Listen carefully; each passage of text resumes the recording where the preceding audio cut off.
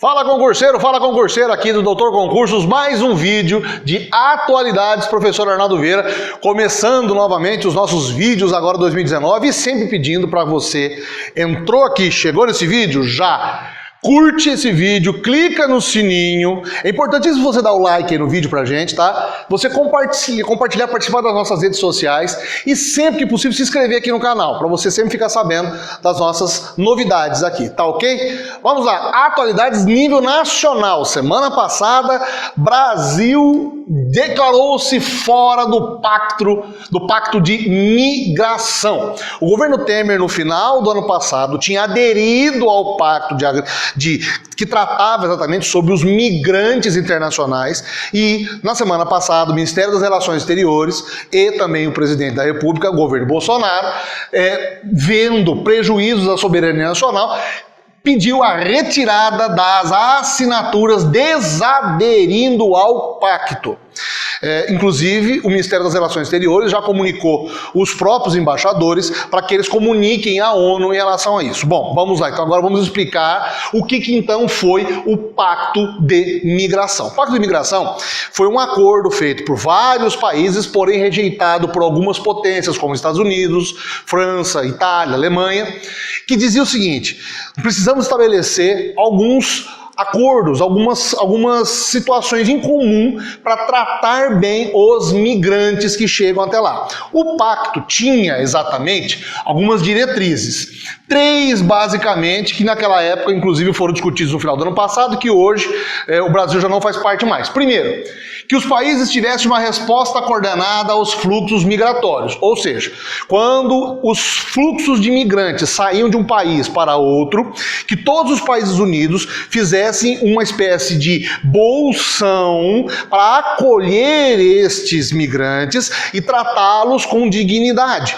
Da mesma forma, sempre pensando nos bens, dos direitos humanos, a garantia dos direitos humanos a todas essas pessoas que vinham de imigração. Garantindo exatamente direitos como ir e vir, direito à alimentação, direito a uma saúde de qualidade, direito à vida, direito a saneamento básico, etc. A terceira e última diretriz era a restrição a essas ondas migratórias somente em último recurso. Na última situação em que você não consegue mais absorver a quantidade de ondas migratórias, você então faria a recusa desses migrantes. Isso tudo eu estou dizendo e é importante você saber por conta dos concursos, porque o Brasil, até dezembro então de 2018, era um dos países que mais tinha políticas de recepção de estrangeiros. Nós recebemos aqui, inclusive, nos anos de 2015, 2016, 2017, vários migrantes que vieram da Síria. Nós tivemos, inclusive, várias famílias que vieram para cá, e principalmente do ano passado, do segundo semestre do ano passado para cá, todos vocês já estão estudando, a gente já falou isso várias vezes nos vídeos daqui, as ondas migratórias da Venezuela. Ou seja, agora com a retirada exatamente da participação do Brasil no Pacto de Migrantes, a política de migração que estava sendo praticada com os venezuelanos vai ser repensada pelo governo, pelo Ministério das Relações Exteriores, até por conta dos princípios ideológicos dos dois países. Isso é uma outra questão. Mas o fato que fica é que os migrantes no Brasil terão uma outra forma de tratar política. O Ministério das Relações Exteriores está dizendo exatamente que não vai ter tanto impacto nisso. Porém, a retirada exatamente do Brasil deste acordo, segundo o governo, foi por conta de manter a soberania. Porque, em várias ocasiões, os países que estavam fazendo parte deste acordo se comprometiam a receber as ondas migratórias que, por exemplo, fossem enviadas pela ONU sem questionar. E de uma maneira geral, os presidentes que retiraram as assinaturas ou que não participaram estavam pensando na soberania do país, na questão, por exemplo, de infraestrutura do país, na questão da onda de trabalho, da massa de trabalho, de exatamente não perder postos de locais para os estrangeiros, uma série de situações que vão estar contextualizadas nas questões que vocês vão responder, provavelmente, porque isso aqui é alvo de pergunta, exatamente nos concursos que vocês vierem a prestar este ano. Então, muita atenção a isso. As ondas migratórias e agora a assinatura da retirada, na verdade, do Brasil deste acordo internacional em relação às migrações, certo? Segundo assunto, fresquíssimo, Cesare Battisti, o final da novela Cesare Battisti. Cesare Battisti é um italiano que foi condenado na Itália em 1993 por terrorismo. Ele foi acusado de 4 assassinatos na década de 70. O Cesare Battisti é um personagem recente da nossa história e de uma maneira indireta faz parte de uma guerra ideológica de políticas, né, internacionais, direita e esquerda, que vem acompanhando os últimos 40 anos da história, pelo menos recente. Ele, então, nos anos 70 faz parte de um grupo armado comunista na Itália que faz algumas ações contra o governo italiano. Há, inclusive, essas ações às quais ele é acusado, esses 4 assassinatos. Desses 4 assassinatos, inclusive, um dos últimos, o filho de uma das pessoas que ele teria atentado contra a vida da pessoa por conta dos atentados terroristas, ficou paraplégico e até hoje tem problemas. Cesare Battisti foge, então, da Itália nos anos 80, ele é julgado em 93 à revelia, ele pede asilo, ele vai passar pelo México, pela França e foge para o Brasil em 2007, chegando aqui, sendo preso inclusive pela Polícia Federal, por conta exatamente da entrada irregular no país, mas acaba recebendo em 2009 status de refugiado político. Lembrando que também Cesare Battisti tinha ligações com grupos de esquerda armada dos anos 70 que também lutaram contra a ditadura no Brasil.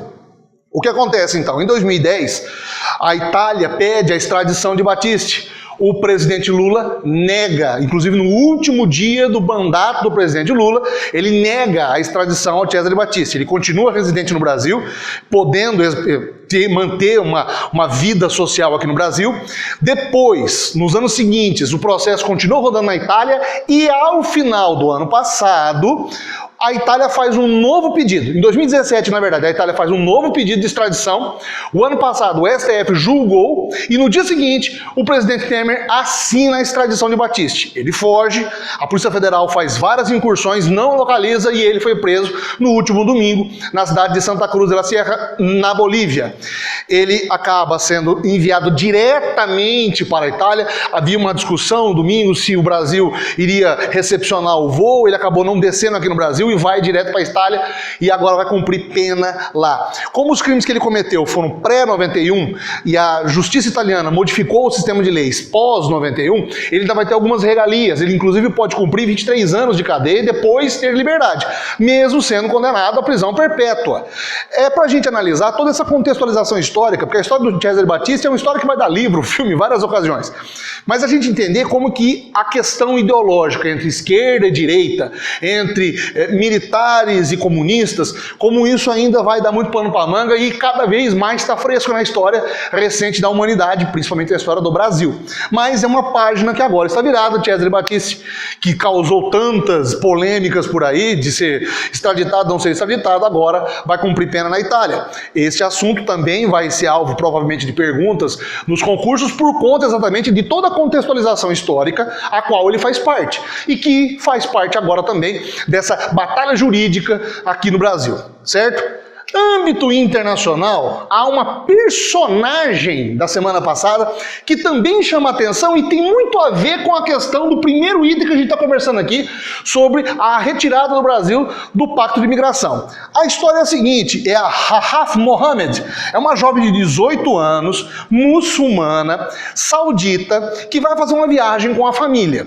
Quando ela vai fazer uma escala na Tailândia, ela foge da família, se refugia dentro de um quarto de hotel e através do celular e do Facebook começa a fazer postagens pedindo para que a ONU fosse buscá-la, porque se ela fosse presa pelas autoridades tailandesas e voltasse para dentro do avião, a família voltaria com ela para a Arábia Saudita e muito provavelmente ela ia ser condenada à morte. A própria família, inclusive, ia dar cabo dela. E por que tudo isso? Porque ela se afirma renegando ao muçulmanismo, ao islamismo. Ela não é mais muçulmana. Ela renega o islamismo e toma uma posição contrária. Ela quer estudar, coisa que na Arábia Saudita as mulheres não têm direito. Os países árabes como um todo, de origem islâmica, cerceiam demais o poder das mulheres. Mais recentemente que elas conseguiram obter o direito de dirigir e com a permissão dos maridos. Nós já falamos disso aqui em vídeos anteriores. No caso da Rahaf Mohammed, o que acontece? Ela revoluciona usando um celular e o Facebook. Ela gravando vídeos ao vivo, pedindo a ajuda das pessoas, para que as pessoas contactassem as autoridades da ONU, para que essas pessoas pudessem ir lá buscá-la. As autoridades tailandesas descobrindo a situação como um todo, a família dizendo que ela estava fugitiva, que ela tinha desaparecido, descobre onde ela está. Quando a polícia tailandesa vai buscá-la dentro do prédio, as autoridades da ONU também chegam e ela acaba sendo resgatada pela ONU. Ela fica na semana passada ainda numa certa dúvida de qual situação, o que iria acontecer com ela, se ela ia ser devolvida pela família ou não, mas o Canadá oferece asilo para a jovem que agora vai estudar no Canadá, não vai manter mais contato com a própria família, mas acende exatamente, novamente, essa questão do empoderamento feminino, das mulheres que estão lutando no mundo árabe para conseguir os seus direitos e, principalmente, a liberdade de expressão que a internet proporcionou. Tudo isso provavelmente também vai ser alvo de perguntas para vocês, para que a gente preste atenção nesse desenrolar da história. Como que agora as redes sociais ajudam as mulheres a conseguir elas mesmas seus próprios direitos. E principalmente, mais do que justos, as manifestações internacionais de apelo aos países árabes para que mudem as legislações e autorizem as mulheres aquilo que o Ocidente já faz há muitos anos. O que é um grande absurdo, a negativa do direito das mulheres ao estudo, ao voto, ao poder de dirigir, etc. Ou seja, o caso desta jovem vai entrar provavelmente para as questões de concurso que vão vir por aí, a gente tem que continuar prestando atenção, você também, tá legal? Encerrando o vídeo, pedindo para você sempre clicar no sininho, dar like aí, participar das nossas redes sociais, compartilhar e se inscrever aqui no nosso canal, para que a gente sempre produza material bem bacana para vocês. Espero que vocês tenham gostado. Até semana que vem, gente. Grande abraço, valeu!